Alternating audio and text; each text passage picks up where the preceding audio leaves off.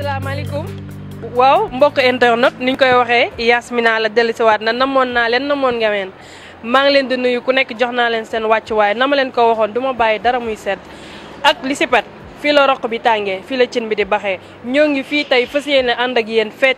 feetu Saint-Valentin bi ak képp kuy bëggee dal jàmm ak képp koo xamante ni mbokk internet nga duñu suivre may ñu buzz ba ñu yegg si fii tey ñu ngi fii ci la Baguette d'Or nekk fii nga xamante ni mooy presque rond-point dal jàmm ñu fas yéene ànd ak ñoom feete fii nga xamante ni mooy feetu Saint-Valentin bi def fi émission di leen wax gars yi bu leen ko raté na ñëpp ñëw ak Saint-Valentin bi fii ku fi ñëw jàmm rek ngay dégg.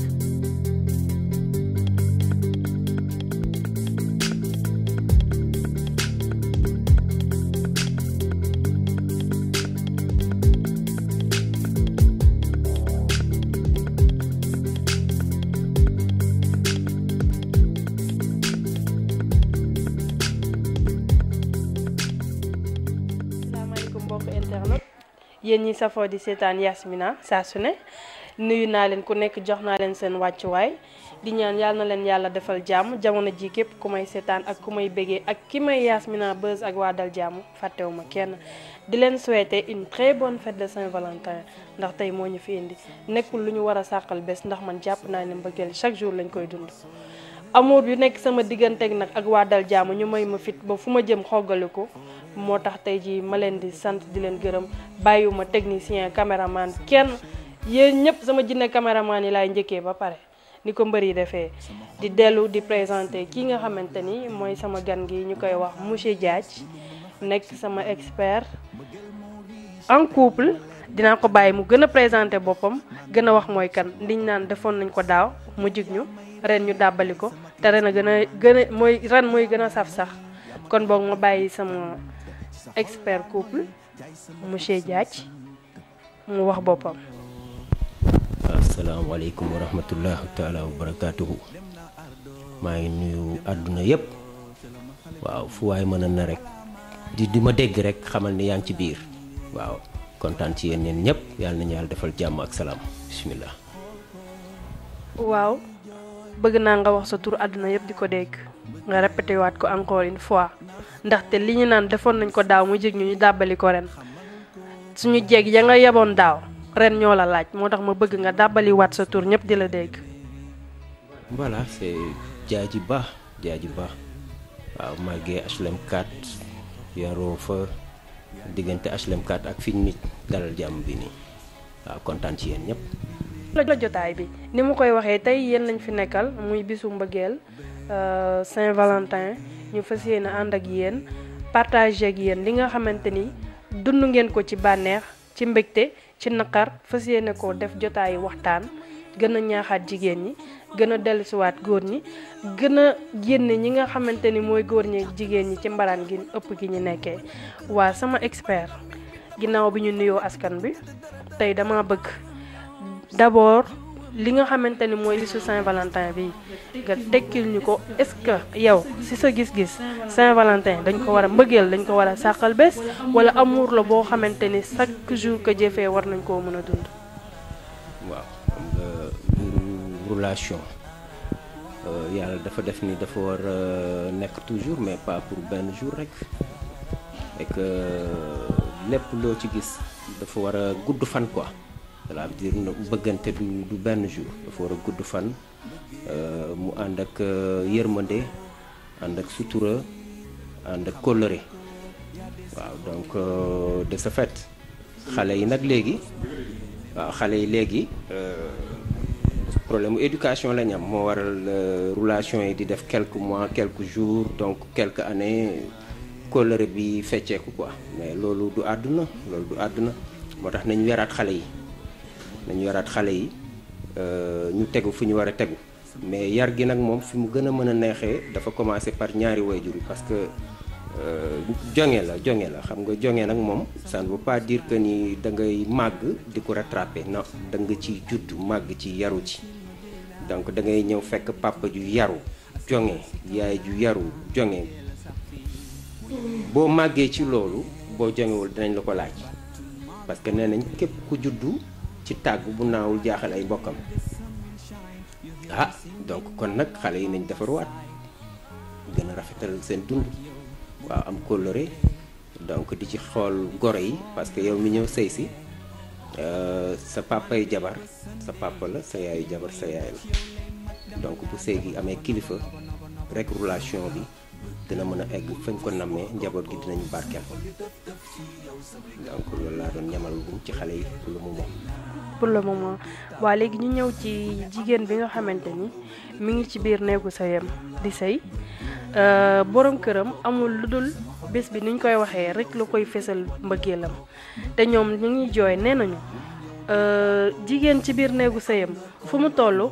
pour yow gisoo ni war nañ koo gën a mën a fesal war nañ koo gën a mën a valoriser que ni du benn bés bi rek lañ koy appal pour di ko jox gëddaam wala di ko wax yow yaay kan ñoom fan la ñu faayee ci ban côté la ñu faayee ba loolu am. waaw mooy comme ni ma wax sànq franchement yëpp ci ñàkk éducation la rek ak fecc kóllëre waaw yëpp ci ñàkk éducation ak fecc kóllëre la waaw mii que dama déglu suñu yaay ju baax jooju comme Dial Mbaye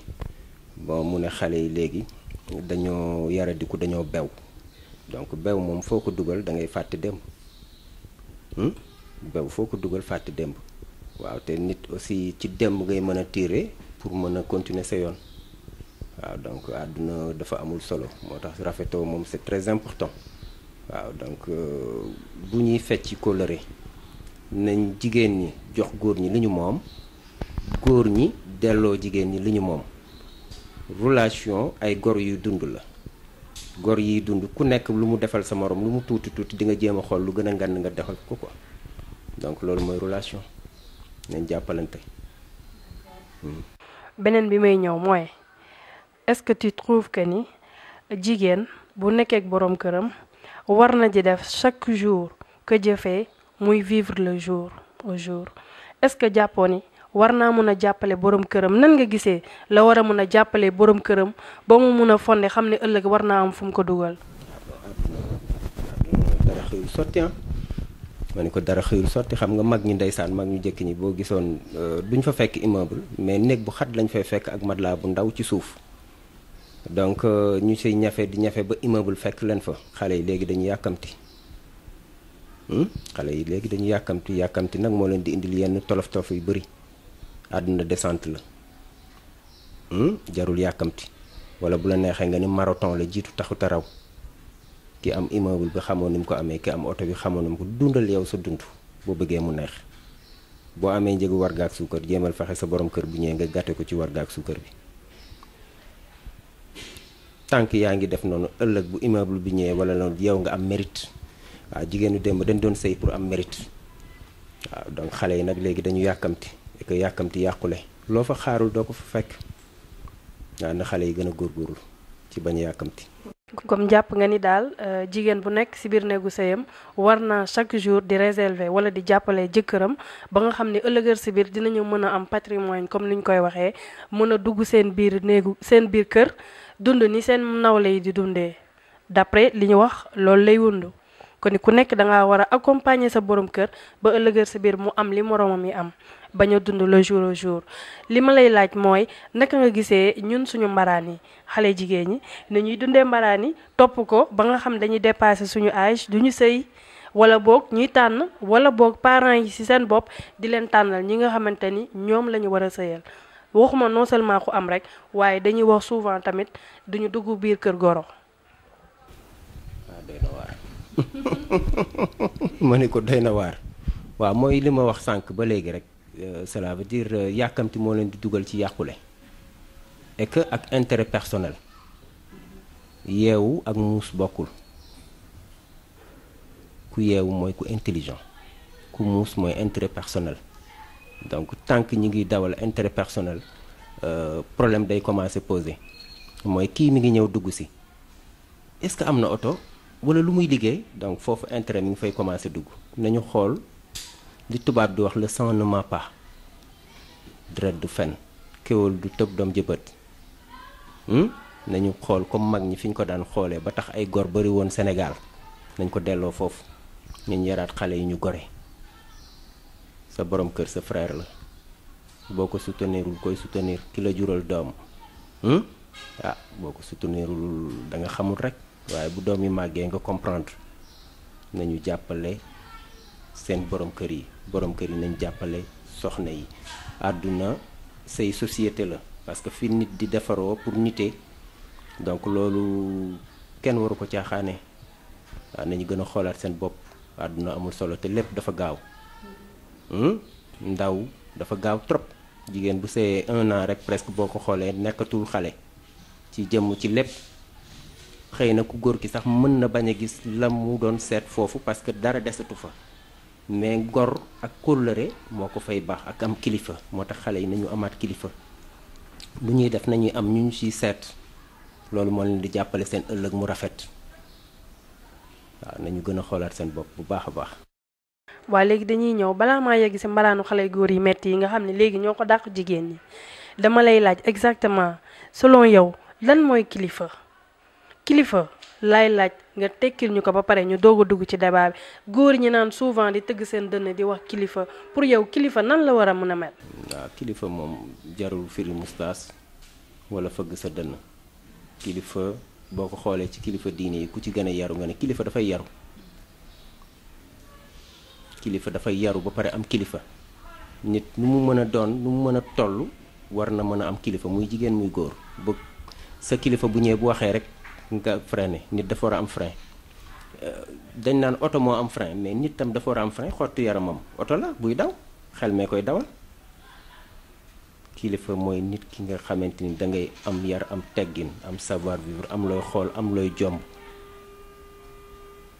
waaw nit ñi nag nañ delluwaat ci am kilifa c'est très important.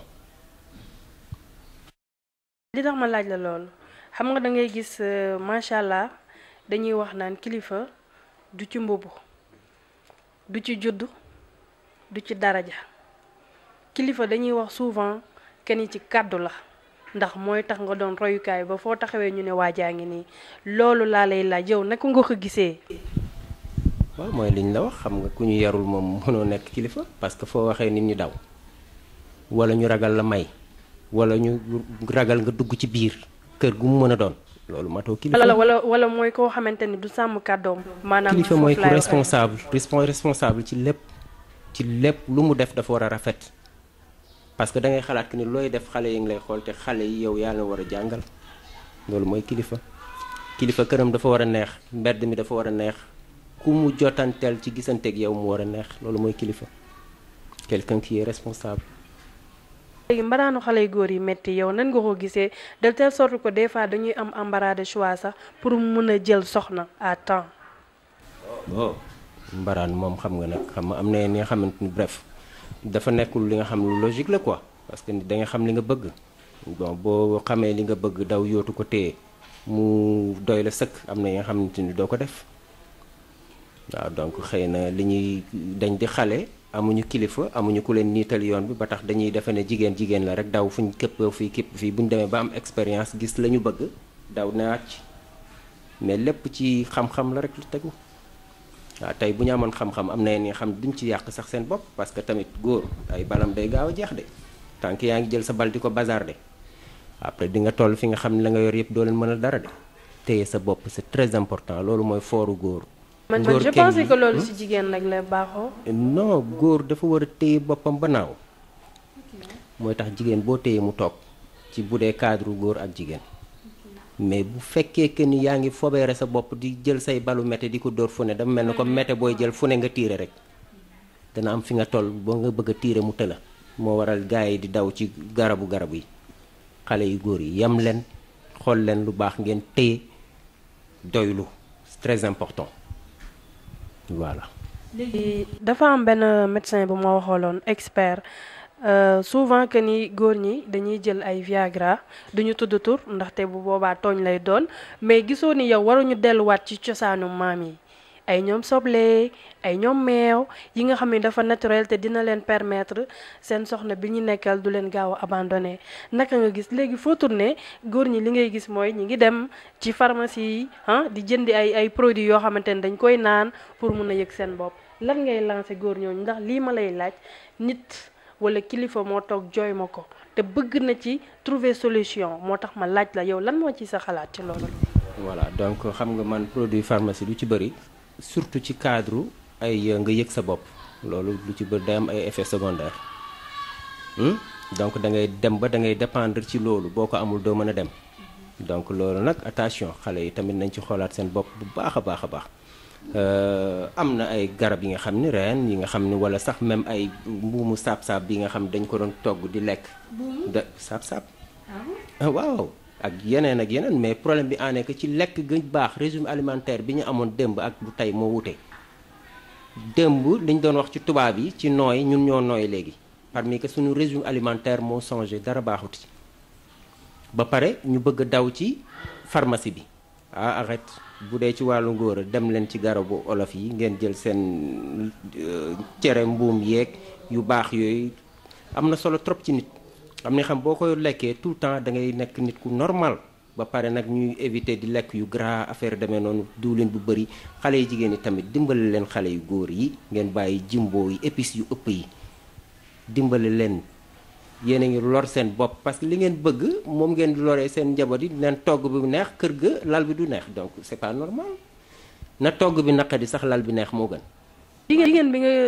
jigéen bi borom këram di aaye yooyu ñuy wax yi ñuy jëfandikoo ci togg bi mu làqatu di ko def yow lan nga ko mën a wax ëllëgër si biir moom moo tooñ boppam lan nga mën a wax comme conseil. moom laay wax loraange rek la leen di indil parce que tey li nga xam ne moom nga soxla nga ni na togg bi neex lal bi du neex nga jël togg bi ñambaan ci lu ne mu coob bu ñëwee ci lal bi du fa mën dara yaa ko teg sa bopp. kon fautif bi daal ci ñoom la ci jigéen ñi la. ok parce que looy làqatu di ko def kañ xam nga ni baaxul.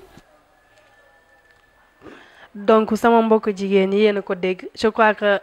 li mu wax kilifa ci boppam moo dox ba ñëw ci man nee ma lanceel ma lii jigéen ñi nga xamante ni dañ leen di tere yenn astuces yi ñu koy utiliser ci seen biir yi lekk te duñu déggal seen borom kër yi di ko làqatu di ko def ñoom da leen di lor. dafa wax ba tëgg dënam te comme man may avocatu góor ñi looloo tax ma jàkkaarloo yéen askan bi yéen sama mbokku jigéen ñi ngeen dimbale leen delluwaat cosaan ci yi daan safal cin te wàññi leen astuce yi nga xamante ni da ngeen koy utiliser ci seen togg di leen lor. waa expert li ma lay laajaat mooy lii moom kàddu ñi nga xamante ni yàlla natt na leen ñu dugg jeel parce que souvent da ngay gis koo xamante ni dugg na jeel ñëwaat. war a nekkaat ci askan bi war a delluwaat am droit defaraat avenir am droit am soxna fonder famille mais dañuy gis souvent que ni population wala askan bi dañ leen di rejeter yow dama bëgg nga lan nga mun a ñaaxaat kooku nga xam ni am na jaar-jaar ak lan nga mën a ñaaxaat jigéen ñi nga xamante ni tey jii ñoom ñoo leen war a jàppale pour ñu xam ni ci société bi la ñu bokk pour ñu mën a defaraat seen avenir. waaw xam nga ndeysaan éducation bu raté dafa yéeme moo tax booy jur yi laay njëkk wax nañu dimbale xale yi ci wàllu éducation bi màgg dafa gaaw donc bu ñu jàppalee xale yi rek dina baax surtout divorce mooy indi problème yooyu yëpp xale day nekk xale day révolté parce que day soxla yaayam. yaa ngi ñëw ci point boo xam ne bëgguma nga laal ko à suivre la. bàcc ko baal ma wiccax waaw wiccaxal ñëwal ci bi divorce mooy indi problème yu bëri rupture de ménage la quoi parce que société bi nga xamante ni dafa fay maanaam da nga bëgg wax par rapport ak question bi ma la laaj loolu tamit bokk na ci lu ko ëmb. waaw parce que tey bu fekkee que ni nit ki dafa màgg bon ci ndawam la ndaw bi bu baaxul mooy éducation de base boo ko déggee bu ratee kaw gi du baax. mais tey boo yaree sa doom ni nga ko war a yaree nga sacrifier sa bopp téye say njaboot sëy bi karang-karang yi nga daw gàddu gérer ba mu baax pour njaboot gi baax buñ màggee doo ko réccu de parce que fu ñu dem ñu nawloo leen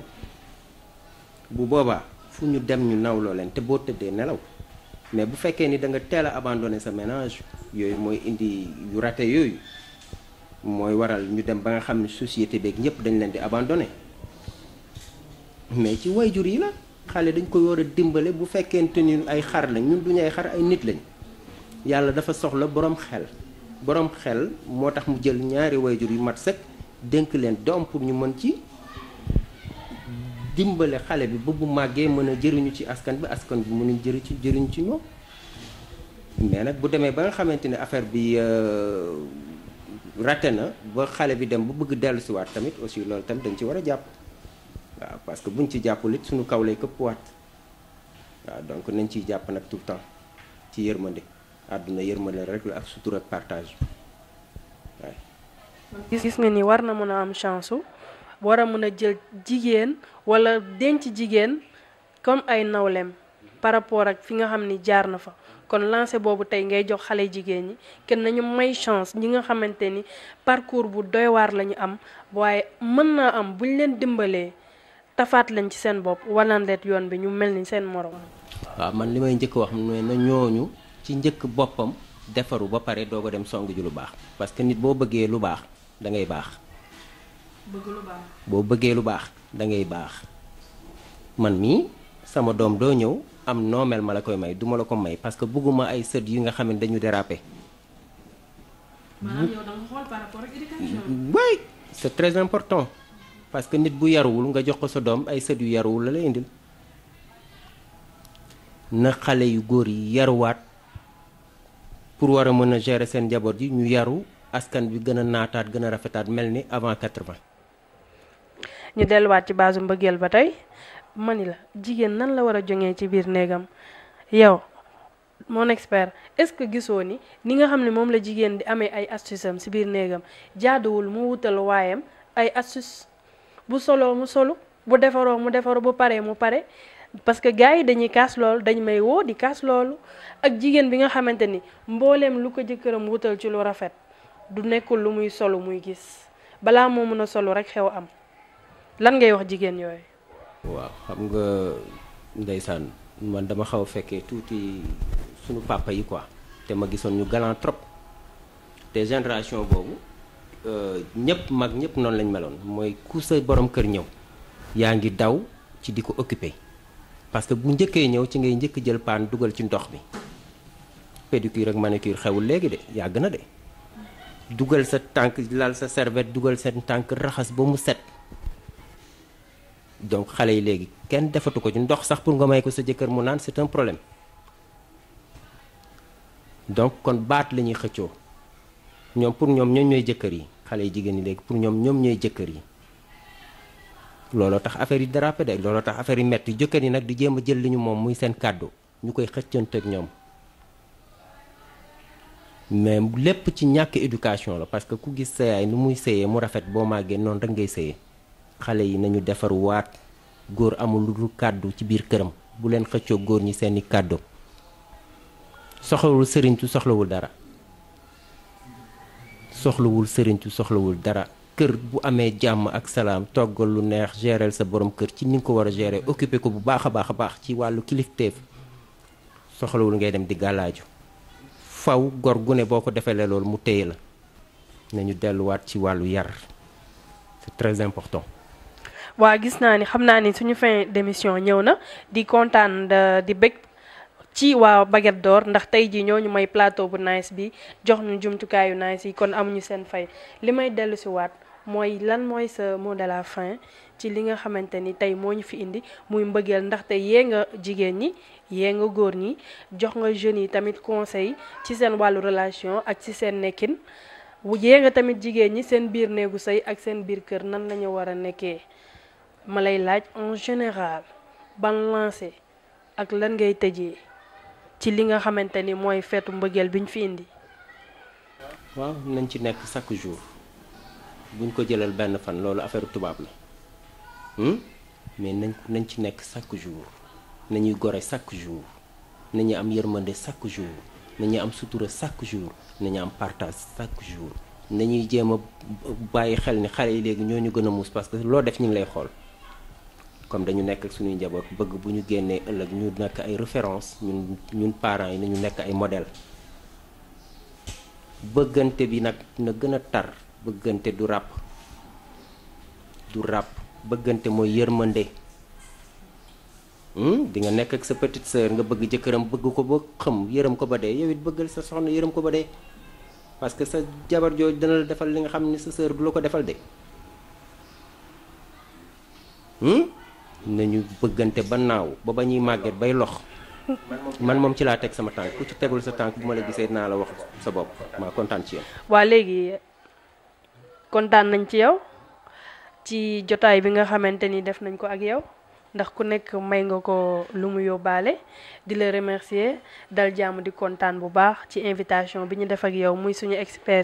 expert Diadji Ba amuñu fayam waa dal jàmm kontaan nañ ci ñoom di leen joxaat rendez-vous peut-être bientôt incha allah na ma koy waxoon sama jinne cameraman yi bàyyiwuma kenn di béggee fans yi nag ndaxte lépp ñoom la doonuñu dara ñun jëmm ju xeebu yi ñu gis la bëggal la seen bopp loo dugal ñu fii ko taxawu la ba mu jeex kon ñoo ngi leen di ziar di kontaan di bég di leen wax bonne fête de Saint-Valentin bàyyi leen mbaraan bi te ngeen sëy muy góor di jigéen waaw encore une fois ñu ngi remercier waat bu baax la baguette d'or bi nga xamante ni moo ngi fii ci rond-point dalal jàmm accompagner ñu jox ñu plateau bu riche bi te en même temps jox ñu ay dégustation yoo xamante ne wanagul leen ko ndax dañuy bañ ñi sant Ndiaye wala ñi sant Ba wala Sarr seen xel nekk ci kon fête gi à suivre la merci beaucoup